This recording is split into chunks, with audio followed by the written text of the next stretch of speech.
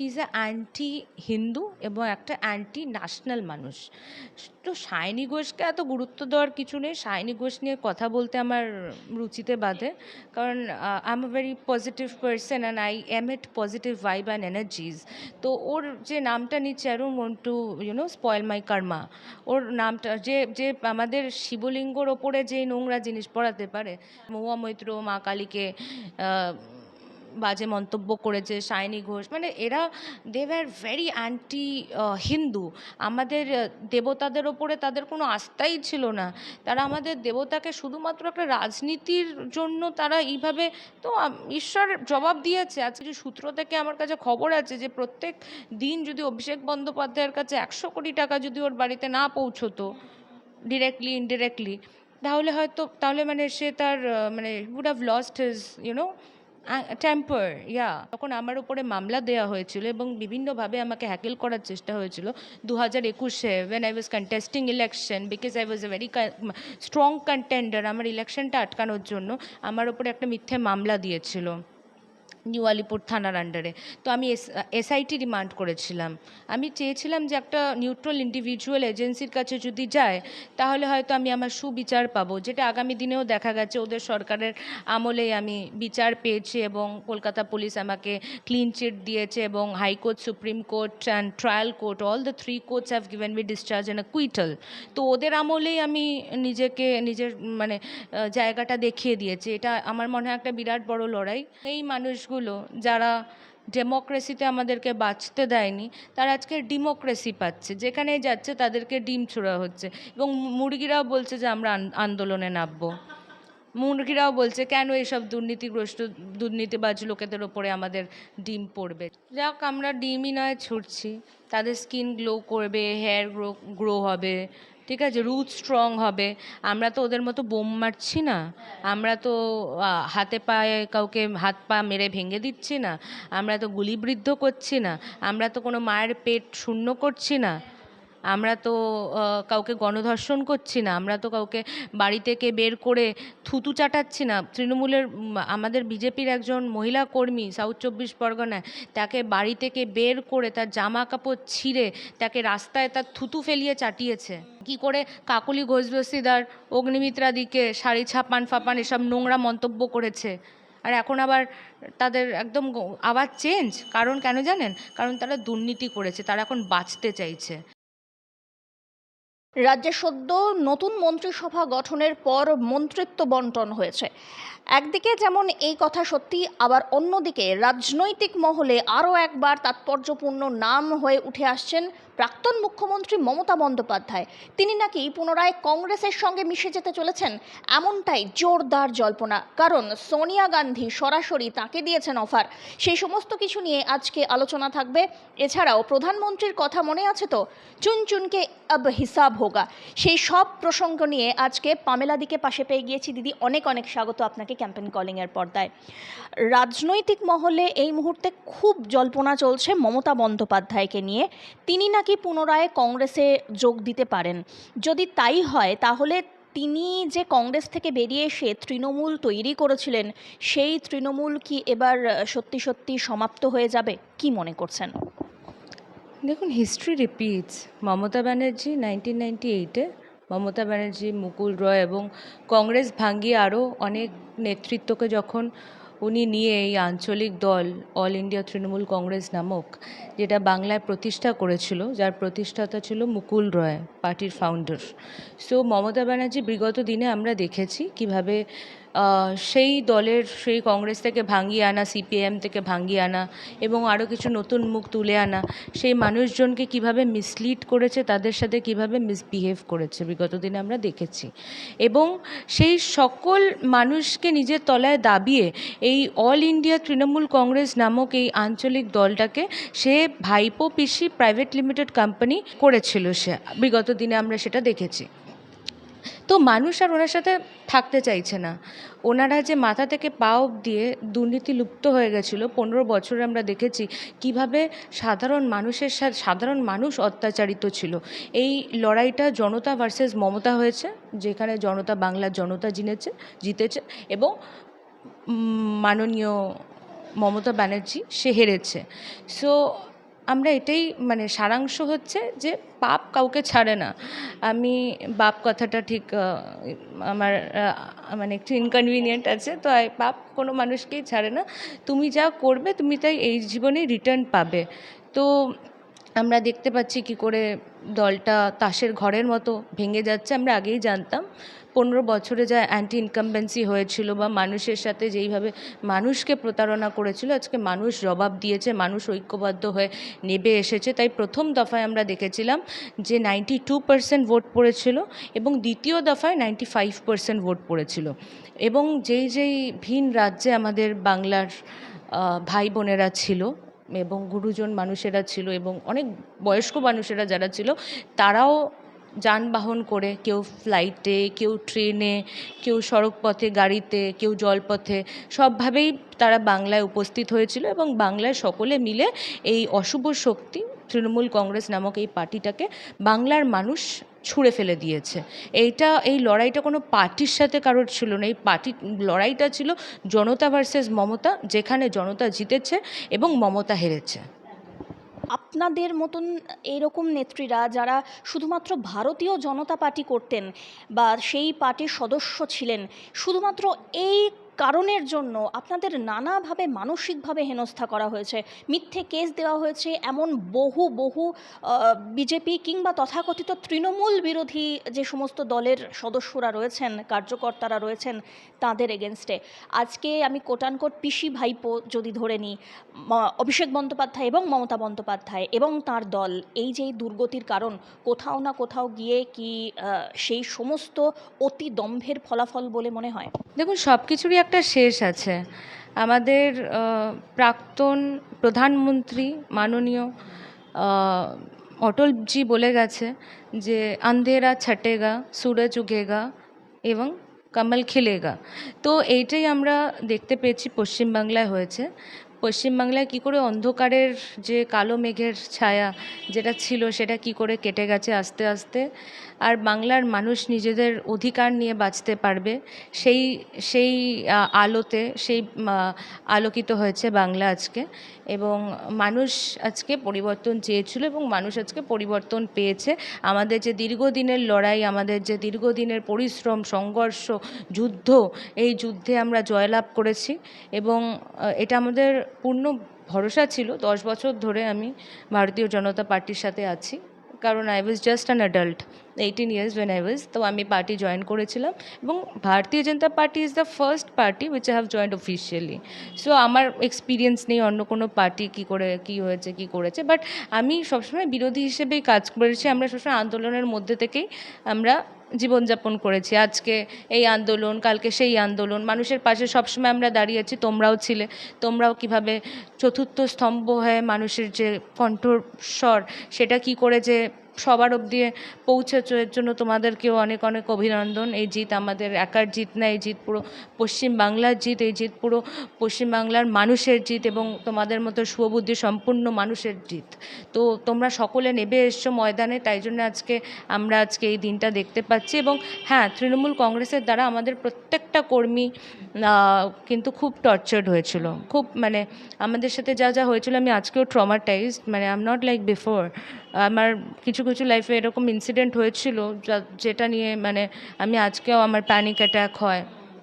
তৃণমূলের দ্বারা আমাদের 350-ওর ওপরে কর্মী আক্রান্ত হয়েছে এবং আগামী দিনে তারা রোড ম্যাপ করে রেখেছিল, যদি তারা চুরি ছাচ্চড়ি রিগিংয়ের মাধ্যম থেকে আবার আগের বারের মতো যদি তারা ফেরত আসতো, তাহলে ভারতীয় জনতা পার্টির কর্মীদেরকে কি করে তারা মারবে, কি করে তাদেরকে তারা আমরা আগেও শুনেছি অনুব্রত মণ্ডল তৃণমূলের নেতা কি বলেছিল, গুড় বাতাসা, চরম চরম, নকুলদানা, এগুলো তারা বিগত দিনে করেওছে। তার মাধ্যম থেকে আমাদের কত কর্মীদেরকে মানে কত মায়ের কোল খালি হয়েছে, কত কর্মীদেরকে চলে যেতে হয়েছে। মানে তারা এই দিনটা আজকে দেখার জন্য আজকে তারা বলিদান যে দিয়েছিল, এই আমরা মানে কি বলবো আর, মানে এটা আমাদের সৌভাগ্য যে আজকে আমরা এই দিনটা আনতে পেরেছি। তাদের রক্ত দিয়েছে, তারা জীবন দিয়েছে, তাদেরকে সারা জীবন মাথায় নিয়ে আমরা মানুষের সেবাই করার চেষ্টা করব। সায়নী ঘোষের যে অবয়ব, তার মধ্যেও একটা প্রচ্ছন্ন মমতা বন্দ্যোপাধ্যায়ের ছাপ লক্ষ্য করা যেত। সেই উপর উঁচু করে খোঁপা বাঁধা কিংবা সাদা শাড়ি নীল পাড় পরা, হাওয়াই চটি পরা, টিপ পরা, এই যে, এবং বারবার তিনি নানা রকমের উস্কানিমূলক মন্তব্য করেছেন, বারবার সনাতনীদের ছোট করার চেষ্টা করেছেন। আজকে সেই সায়নী ঘোষ যিনি নাকি এত কিছুর পরেও বলে যাচ্ছিলেন কয়েকদিন আগেও যে যারা দিদির হাত এই কঠিন সময়ে ছেড়ে যাচ্ছে তারা গদ্দার, সেই তথাকথিত গদ্দারদের সঙ্গেই এখন তিনি পাল্লা ভারী করছেন, যারা কিনা বিক্ষুব্ধ সাংসদ তাদের সঙ্গে তিনি মিশে যাওয়ার চেষ্টা করছেন। বিষয়টাকে কিভাবে দেখছেন? আপনার প্রশ্নতেই আপনার উত্তর আছে, আপনার প্রশ্নতেই আপনার উত্তর আছে। Sayani Ghosh is a copy cat. Sayani Ghosh জীবনের প্রথম নির্বাচন হেরেছে, আসানসোল দক্ষিণ থেকে আমরা দেখেছি, এবং she is a anti Hindu এবং একটা অ্যান্টি ন্যাশনাল মানুষ। তো সায়নী ঘোষকে এত গুরুত্ব দেওয়ার কিছু নেই। সায়নী ঘোষ নিয়ে কথা বলতে আমার রুচিতে বাধে, কারণ I am a very positive person and I emit positive vibe and energies. তো ওর যে নামটা নিচ্ছে, I don't want to spoil my কর্মা।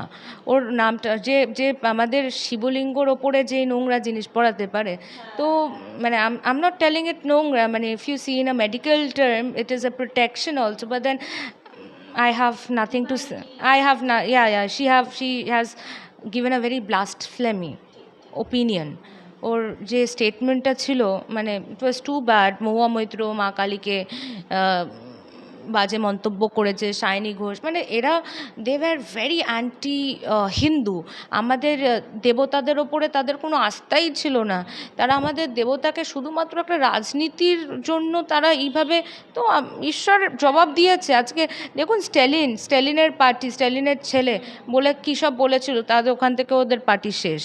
ঠিক আছে, যে যারা যারা ঈশ্বরের সাথে অন্যায় করেছে, ঈশ্বর তাদেরকে যোগ্য জবাব দিয়েছে। আমি খুব বড় ভক্ত মায়ের, মা কালীর খুব বড় ভক্ত, এবং আমি আস্থা রাখি যে ভগবান যা করে সময়ের সাথে সাথে ভালোর জন্যই করে। আজকে তারা নিজেরা নিজেদের জবাব পাচ্ছে, and I don't have anything to say about that copy cat.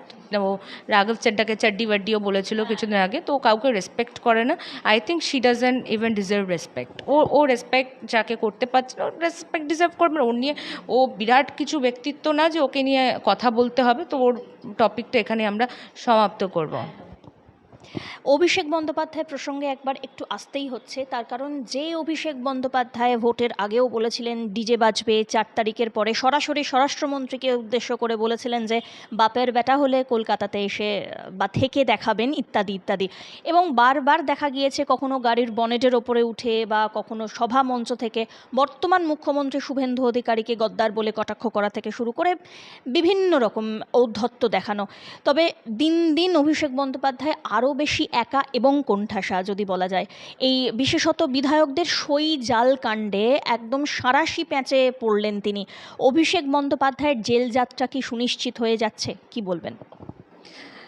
দেখুন, Abhishek Bandyopadhyay is what to say, ও গোল্ডেন স্পুন নিয়ে আমাদের রাজনৈতিক ময়দানে এসেছিল। ও কখনোই স্ট্রাগল কী হয় জানে না, ও কখনোই বিরোধী রাজনীতি করেনি। তো ও পিসির দ্বারা আশ্রিত একটা দুষ্কৃতী হয়ে উঠেছিল দিনের পর দিন। ডিজে বাজাবো, চড়াম চড়াম, এগুলো তো কোয়াইট নর্মাল, কোয়াইট অবভিয়াস যে ওদের থেকে এইটাই আসবে। Charity begins from home. পটুয়াপাড়ায় ওরা থাকতো। মমতা ব্যানার্জি যদি বদমাইশি করে বা ছলচাতুরি না করে আজকে নিজের জায়গা যদি না করতো, তাহলে অভিষেক কী করতো? অভিষেক ঠাকুর বানানোর কাজ করতো, pottery. He would have been that. আমি কোনো কাউকেই, মানে আই নো হোয়াট, মানে from where they comes from. Mamata ব্যানার্জির বাড়িতে যে সিআইডি যাচ্ছে, আপনারা একটুখানি খতিয়ে দেখবেন যে দেখুন, আমাদের দেখেছি কীভাবে অবৈধ জায়গাগুলো ভেঙে দেওয়া হয়েছে বুলডোজারের মাধ্যম থেকে, which should be how it is, it should be how it is. তো অবৈধ জায়গায় তো আমরা গিয়ে ঘরবাড়ি করতে পারি না। আপনারা একটুখানি খতিয়ে দেখবেন মমতা ব্যানার্জি যেখানে থাকছেন সেটা সেটা আদিগঙ্গার গা দিয়ে গেছে পারে, এবং সেটা মোস্ট প্রবাবলি কলকাতা পোর্টের জমি। তো যেহেতু উনি একজন রাজ্যের প্রাক্তন মুখ্যমন্ত্রী ছিল, এই জন্য আমাদের এইটুকু সৌজন্য বোধ আছে যে ওনার বাড়িটা আমরা ভাঙ্গাইনি, মানে আমাদের সরকার থেকে ভাঙ্গায়নি। ঠিক আছে, আমাদের সরকার বা আমাদের নেতৃত্ব ভাঙায়নি।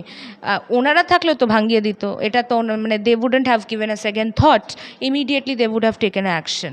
বাট আমাদের এইটুকু সৌজন্য বোধ আছে, আমরা মানুষকে মানুষের মতো ব্যবহার করি, আমরা মানুষের সাথে পশু পাখি বা মানে we don't treat people inferior, we don't treat people inferior. Abhishek বন্দ্যোপাধ্যায়ের কোন কোন জায়গা অবৈধ ছিল সেটা কর্পোরেশন থেকে কোর্ট অ্যান্ড কোর্ট করে ডিনোট করে দেওয়া হয়েছে। তো ওরা ক্ষমতার আশ্রয় আছে এতদিন ধরে, মানে চালিয়েছে, জীবনযাপন করেছে, কোটি কোটি টাকা কামিয়েছে।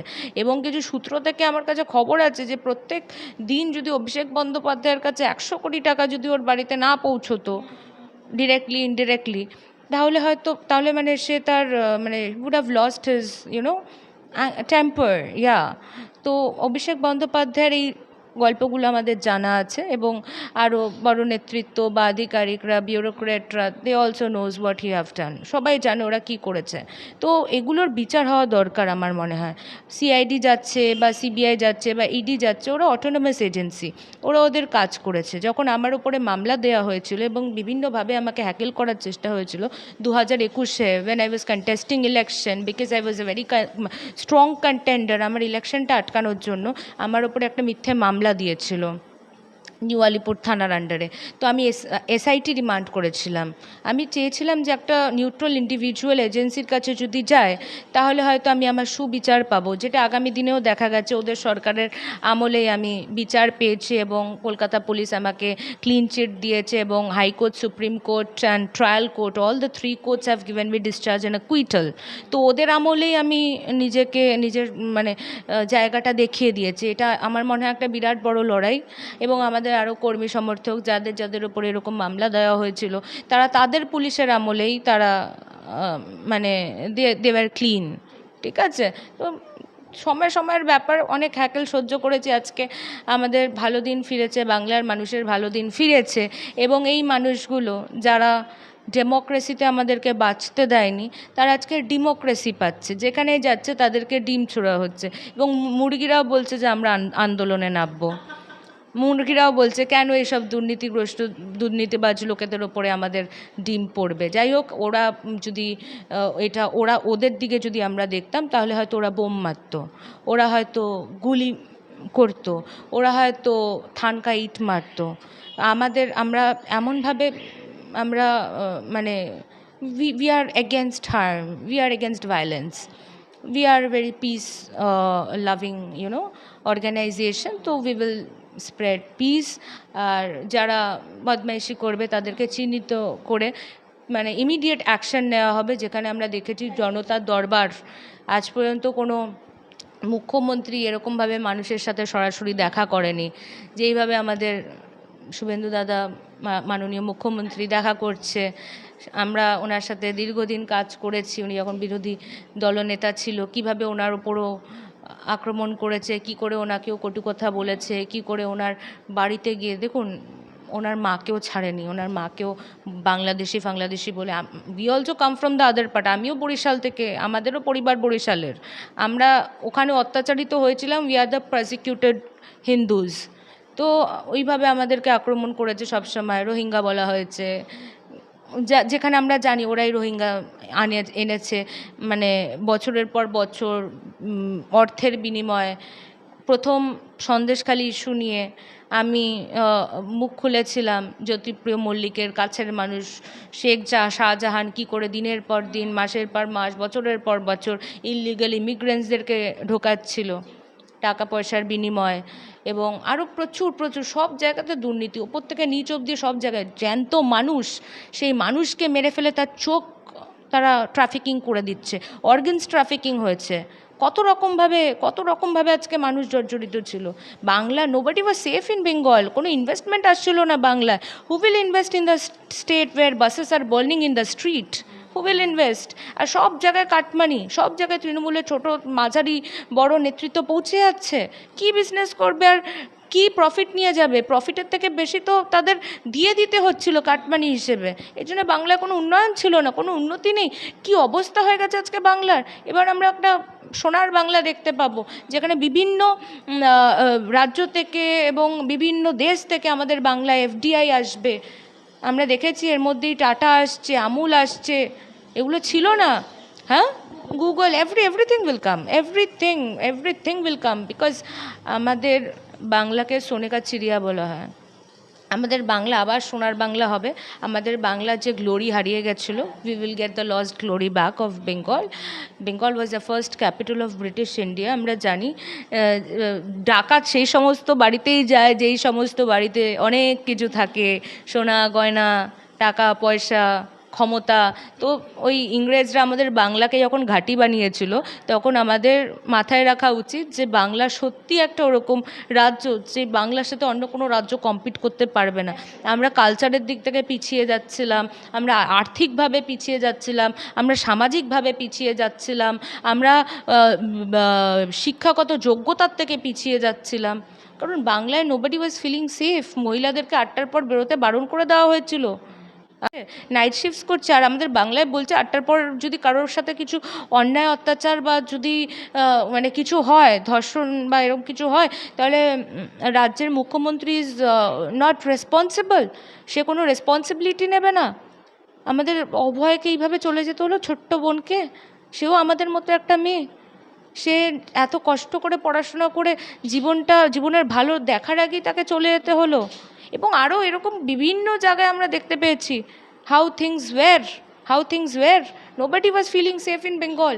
এই জন্য সবাই মিলে আজকে যোগ্য জবাব দিয়ে দিয়েছে এবং তৃণমূল নামক দলটা আর থাকবে না আগামী দিনে। মহুয়া মৈত্রর প্রসঙ্গে ওনাকে নিয়ে একটু ছোট্ট প্রশ্ন করা যাক। সেটা হচ্ছে, উনি খুব সম্প্রতি একটি মন্তব্য পেশ করেছেন যে এই যে ডিম ছোড়া হচ্ছে বিভিন্ন তৃণমূল নেতা নেত্রীদের গায়ে, সেটা কোনো জনরোষ বা এরকম কিছু নয়, এটা আসলে সাজানো গোছানো বিজেপি কর্মী সমর্থক এবং বিজেপি নেতৃত্বের বাঁদরামো। কি বলবেন? যাক, আমরা ডিমই নয় ছুটছি, তাদের স্কিন গ্লো করবে, হেয়ার গ্রো হবে, ঠিক আছে, রুট স্ট্রং হবে। আমরা তো ওদের মতো বোম মারছি না, আমরা তো হাতে পায়ে কাউকে হাত পা মেরে ভেঙে দিচ্ছি না, আমরা তো গুলিবিদ্ধ করছি না, আমরা তো কোনো মায়ের পেট শূন্য করছি না, আমরা তো কাউকে গণধর্ষণ করছি না, আমরা তো কাউকে বাড়ি থেকে বের করে থুতু চাটাচ্ছি না। তৃণমূলের আমাদের বিজেপির একজন মহিলা কর্মী সাউথ 24 পরগনায়, তাকে বাড়ি থেকে বের করে তার জামা কাপড় ছিঁড়ে তাকে রাস্তায় তার থুতু ফেলিয়ে চাটিয়েছে। ডিম মারছি, ডিমটা কি? ডিমটা তো মানে কি বলবো, এটা মানে আমরা হলে তো হয়তো বোমের থেকে আগে ডিমে মারা যেতাম সম্মানের জায়গায় আসলে, ঠিক আছে। তো ডিম is not harming them, but they have harmed us in every possible way. আমাদের সাথে সব রকমভাবে আমাদেরকে হার্ম করেছে। আজকে আর কিছু নেই যে আজকে যে আমরা জিতেছি, এই জিতের যে আনন্দটাও আমরা আজকে অনুভব করতে পারছি না, কারণ পাস্টে আমাদের এত ট্রমা আছে, আজকে একটা জিনিসেই আমরা স্যাটিসফাইড যে বাংলার মানুষের খারাপ দিন কেটেছে। আজকে বাংলার মানুষ মানে মুক্ত আকাশে বসবাস করছে, তাদের ওপরে মিথ্যে মামলা হবে না, তাদের ওপরে তাদের অবধি কেন্দ্রীয় সরকারের প্রকল্পগুলো চলে যাবে, তারা আজকে আর্থিকভাবে বলবান হবে, মানসিকভাবে বলবান হবে, কেউ তাদেরকে সাপ্রেস করে রাখবে না, কোনো তৃণমূলের নেতা তাদেরকে ভয় দেখাবে না, কারোর বাড়ির বউকে তৃণমূলের নেতার কাছে পাঠাতে হবে না, কারোর বাড়ির বাচ্চাকে তৃণমূলের নেতারা ব্যবহার করতে পারবে না। এরা সব শ্রেণীর মানুষকে ব্যবহার করেছে। এবার even they have used Muslims also. মুসলিমদেরকে এরা দিনের পর দিন চেয়েছে দুধেল গাই করে রাখতে। We are not against any faith. আমাদের পার্টিতে মাইনরিটি মোর্চাও আছে, আমাদের পার্টিতে মাইনরিটিসদের জন্য যোগ্য প্রকল্পও আছে, মানে আমাদের সরকারে, কেন্দ্রীয় সরকারের অনেক প্রকল্প আছে যেখান থেকে মুসলিমস আর ডিরেক্টলি বেনিফিটেড। তো মমতা ব্যানার্জি যেটা করেছিল, she has only done appeasement. আর তার আমার তো মনে হয় যে সে কারণ না, সে শুধু নিজের ক্ষমতার ছিল এতদিন, সে শুধু নিজের মানে she is only for her own interest, নিজের জন্য সে শুধু। আজকে হয়ে গেছে, উনি নিজেই দেখতে পাচ্ছে আজকে কি ভকাল ওদের। অভিষেক ব্যানার্জি যখন এয়ারপোর্ট থেকে আসতো তখন রাস্তা ফাঁকা করে দিত, পুরো রাস্তা ফাঁকা, আমরা ঘন্টার পর ঘন্টা দাঁড়িয়ে থাকতাম। একদম, whereas আমিও সেন্ট্রাল গভর্নমেন্টের কিছু I am a part of some ministries also. আমরা তো আমাদের কখনো ক্ষমতা, আমাদের নেতৃত্ব তো কখনো আমাদের বলেছে যে কেউ যদি এরকম ক্ষমতার দুর্ব্যবহার করো তাহলে ক্ষমতা কাড়িয়ে নেব, we will seize the power. একদম আমাদের এটা নির্দেশ আছে, তো আমরা সাধারণ মানুষ, আগে সাধারণ মানুষকে যেতে দিই, আমরা দাঁড়িয়ে যাই না আমাদের দ্বারা যাতে কারোর মানে প্রবলেম না হয়। আর মহুয়া মৈত্র আবার কি কথা বলছে, সে তো বাঙালি বাঙালি করে এতদিন চেঁচাচ্ছিল, আর সে নিজেই উড়িষ্যায় গিয়ে বিয়ে করেছে, সে পিনাকি মিশ্রকে বিয়ে করেছে। সে আজকে যদি এতই কট্টর বাঙালি থাকতো তাহলে কোনো বাঙালি ছেড়ে পেলো না? হ্যাঁ, তার তার যত সম্পর্ক ছিল সেগুলো তো সব নন বেঙ্গলি, আর she also lives a very non Bengali life. ঠিক আছে, ওর বাঙালির ওর কোনো ইয়ে নেই, আর ও মানুষ নিয়ে ভাবে না। ওরা এতদিন দুর্নীতি, চুরি ছাচ্চড়ি, ও তো কংগ্রেস থেকে এসছে, ও কনসে ভালো আছে, ও তো গদ্দার, ও তো একটা পার্টি ছেড়ে এসছে। আবার আবার হয়তো চলেও যাবে। রাহুল গান্ধীকে কি করে চোখ মেরেছে দিল্লিতে ধর্নায়, আমরা দেখেছি। ও কিরম বদমাইশ মহিলা আমরা সবাই খুব ভালো করে জানি। একদম বদমাইশ এরা, এই সায়নী ঘোষ, এরা একদম বদমাইশ।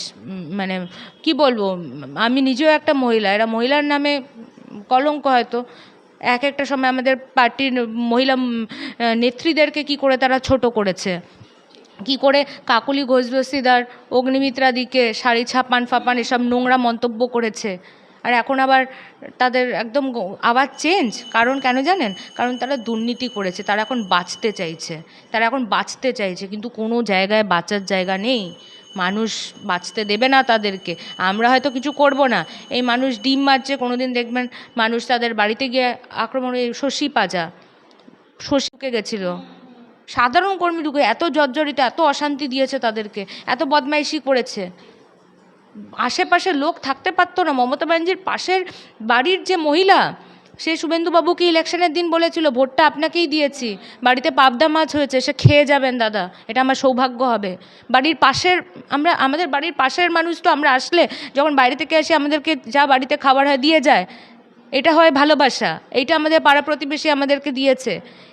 বেশি কিছু দরকার নেই, কিছু নিয়ে আসিনি, কিছু নিয়ে যাব না, একটু সম্মানটা নিয়ে যেতে চাই, একটু ভালোবাসা নিয়ে যেতে চাই, যেটা আজকে পেয়েছি। I am glad for that.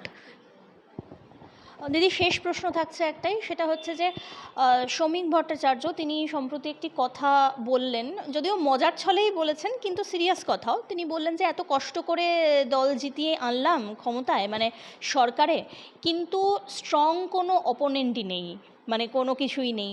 তো এই তৃণমূল এবং তার মানে আদি তৃণমূল, নব্য তৃণমূল, তৃণমূল যুব ইত্যাদি ইত্যাদি XYZ, তাহলে এই দলটার আলটিমেটলি ভবিষ্যৎটা কী, কী দেখছেন? ভূতের ভবিষ্যৎ, এই দলের কোনো ভবিষ্যৎই নেই। সৌমিকবাবু, যেটা আমাদের রাজ্যের মাননীয় প্রেসিডেন্ট, আমাদের সভাপতি মহাশয়, তো উনি যেই কথা বলেছে, উনি উচ্চ শিক্ষিত একজন মানুষ এবং উনি ভীষণ ভালো কথা বলে, এবং ওনার কথা শুনলে মনে হয় আরও শুনে যাই শুনে যাই শুনে যাই। এবং ওনার থেকে এবং আরও অন্যান্য নেতৃত্ব, দিলীপ দা আমাদের মানে কি বলবো, আমাদের সব শিখিয়েছে তারাই, আমরা অনেক ছোট, আমরা তাদের থেকেই শিখেছি। তো এরা যেইভাবে আমাদেরকে শিখিয়েছে আমরা তাদের পথেই চলবো। শ্রমিক দা যেই কথাটা বলেছে যে নেই, no no no opposition is there. আমরা জানতাম যে এই আঞ্চলিক দলটা, তৃণমূল কংগ্রেস নামক এই দলটা যেদিন ক্ষমতা থেকে যাবে, সেই পার্টির যে পতাকা, যে প্রতীক, সেটা ধরার মতনও কেউ থাকবে না। সেই পতাকা ধরার লোক আজকে নেই পার্টির। আজকে ঋতব্রত এসছে CPIM থেকে, আজকে ঋতব্রত চাইছে যে আমরা থাকবো না এই দুর্নীতির সাথে। আমরা দেখেছি তাকেও কি করে অপমানিত হতে হয়েছে। সে একটা গান গাইছিল, তাকে সঙ্গে সঙ্গে এই ঋতব্রত চুপ করো, মমতা ব্যানার্জি বলছে এই ঋতব্রত বসো, এবার মেন প্রসঙ্গে আসো। মানে দেয়ার ওয়াজ নো রেসপেক্ট। একে অপরের প্রতি যেদিন আমরা রেসপেক্ট হারাই, সেদিন সেই পরিবারকে শেষ হতে হয়, একদম শেষ হতে হয়। একসাথে আমরা জানি যে with respect only we can stay. যেদিন এই রেসপেক্টের জায়গাটা চলে যায় না, শেষ হয়ে যায় না, পতন একদম নিশ্চিত হয়ে যায়, অনিবার্য হয়ে যায়।